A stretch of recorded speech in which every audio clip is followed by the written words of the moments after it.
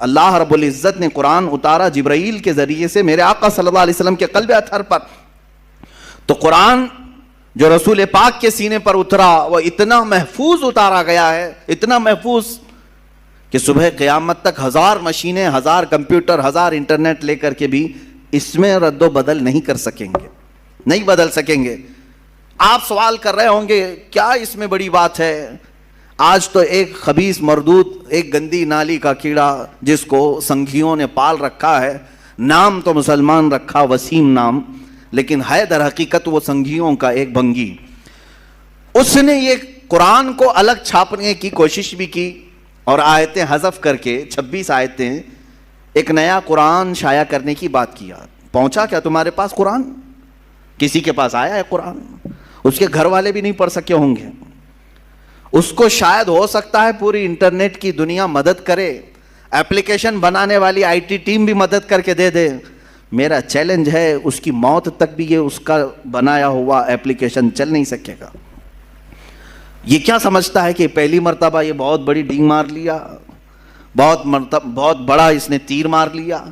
اس سے پہلے بھی بہت سارے لوگ آئے اور قرآن پاک کی تحریف اور تبدیل کی کوششیں کرتے رہے، لیکن چونکہ مولا نے جب یہ کہہ دیا ہے کہ ہم ہی اس کی حفاظت کرنے والے ہیں. اور ایک آیت میں تمہیں بتا دوں، اتنی پاورفل آیت ہے، 15ویں پارے کی آیت.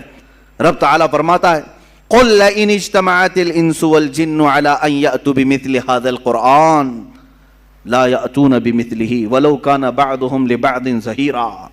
اے رسول آپ فرما دیں سارے جنات، سارے انسان مل جائیں اور ایک دوسرے کی مدد کریں اور سب مل کر کے چاہیں کہ میرے اس قرآن کی طرح بنا لیں تو ہرگز وہ بنا نہ سکیں گے. اتنا پاورفل چیلنج ہے، نہیں بنا سکیں گے. تم نکالنے کی کوشش تو کیے، دوسرا بنا کر کیوں نہیں لا سکے آج تک؟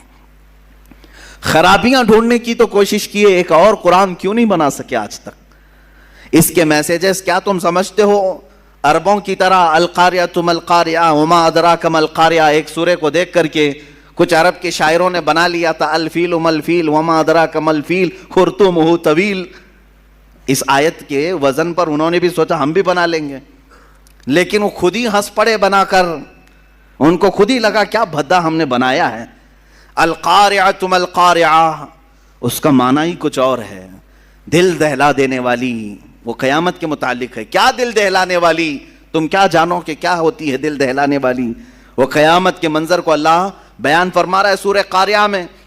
اور اس کے بدلے میں کچھ عرب کے جاہل شعراء بہت پیسے لے کر بنا کر لائے تھے کہ ہم بھی اسی ٹائپ کا کچھ بناتے ہیں. اور بنایا کیا؟ الفیل ملفیل وما ادراک ما الفیل. ہاتھی، تم کیا جانو ہاتھی؟ خرطومہ طویل، اس کی سونڈ لمبی ہوتی ہے، اس کی پونچھ چھوٹی ہوتی ہے.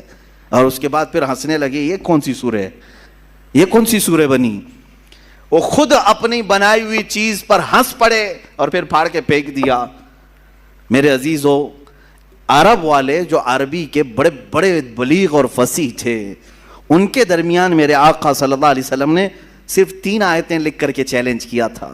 خانہ کعبہ پر پہلے شاعروں کے شعر لٹکائے جاتے تھے، کیونکہ عرب میں اس وقت لٹریچر کا دورہ تھا. جو سب سے اچھا شعر لکھتا وہ خانہ کعبہ کے دروازے پر لٹکایا جاتا، اور جب کوئی دوسرا اس کا جواب لکھتا تو یہ پہلا والا نکال دیا جاتا، پھر نیا والا لگایا جاتا تھا. مقابلہ ہوتا تھا.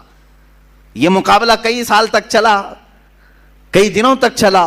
جب قرآن پاک کی 3 آیتیں میرے آقا صلی اللہ علیہ وسلم نے لے جا کر کے لگایا، انا اعطیناک الکوثر فصلی لربک وانحر ان شانئک هو الابتر. 3 ہی چھوٹی آیتیں ہیں، چھوٹی آیتیں، اور قرآن پاک کی سب سے چھوٹی سورہ بھی ہے. اتنا ہی لے جا کر کے میرے آقا صلی اللہ علیہ وسلم نے خانہ کعبہ کے پاس لٹکا دیا.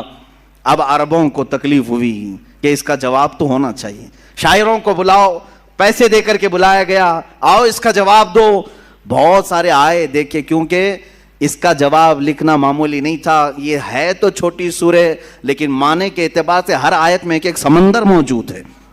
اس کے مفاہیم، اس کے ترجمے کرنے بیٹھ جائیں، ہر لفظ کا ایک بہت ہی بلیغ معنی ہے، فصیح معنی ہے. تو ایک بہت بڑا شاعر آیا، اس نے کہا میں جواب لکھ دیتا ہوں.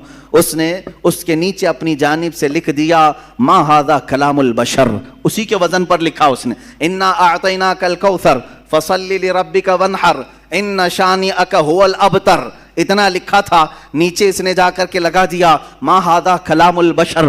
وہ کہتا ہے میں اس کا جواب یہ لکھتا ہوں یہ بشر کا کلام ہو ہی نہیں سکتا، یہ کسی انسان کا کلام ہو ہی نہیں سکتا۔ اس کے بعد پھر یہ خانہ کعبہ پر یہ لٹکانے کا سلسلہ بھی بندی ہو گیا، آخری مرتبہ قرآن کی وہی سورہ لگائی گئی اور آج تک پھر دوبارہ کوئی چیلنج کے لیے لا نہیں سکا۔ عزیزان گرامی، میں تم سے یہ کہنا چاہتا ہوں کہ تمہارے ہاتھوں میں جو قرآن مقدس ہے اس کو معمولی نہ سمجھو۔